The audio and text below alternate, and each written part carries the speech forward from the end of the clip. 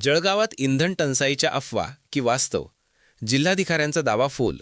मुख्य भागातील petrol pump बंद. जिल्ह्यात इंधनाचा मुबलक साठा असून नागरिकांनी अफवांवर विश्वास ठेवू नका, असे आवाहन जिल्हाधिकारी रोहन घुगे यांनी काल रात्री सोशल मीडियाद्वारे केले होते. मात्र आज सकाळी जळगाव शहरात प्रत्यक्षात चित्र वेगळेच पाहायला मिळत आहे. शहराच्या मध्यवस्तीतील मुख्य पेट्रोल पंप बंद असल्याने नागरिकांमध्ये संताप आणि संभ्रमाचे वातावरण निर्माण झाले आहे. प्रशासनाचा दावा आणि जमिनीवरील वास्तव. काल रात्री जिल्हाधिकाऱ्यांनी व्हिडिओ संदेश प्रसारित करून इंधन पुरवठा सुरळीत असल्याचे सांगितले होते. मात्र आज सागर पार्क समोरील कोझी कॉटेज या मुख्य पेट्रोल पंपावर पेट्रोल उपलब्ध नसल्याने तो बंद ठेवण्यात आला आहे. पत्रकारांनी प्रत्यक्ष घटनास्थळी जाऊन पाहणी केली असता त्या ठिकाणी इंधन नसल्याचे स्पष्ट झाले. प्रशासनाचा दावा आणि प्रत्यक्ष स्थिती यामध्ये तफावत असल्याने नागरिकांना नाहक त्रासाला सामोरे जावे लागत आहे.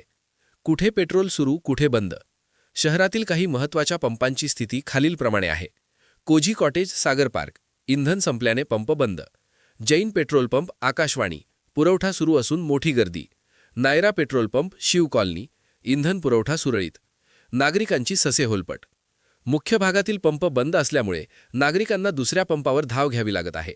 यामुळे आकाशवाणी आणि शिव कॉलनी परिसरातील पेट्रोल पंपावर लांबच लांब रांगा लागल्या आहेत. जर साठा मुबलक आहे तर मुख्य पंप का बंद आहेत, असा सवाल संतप्त नागरिक विचारत आहेत.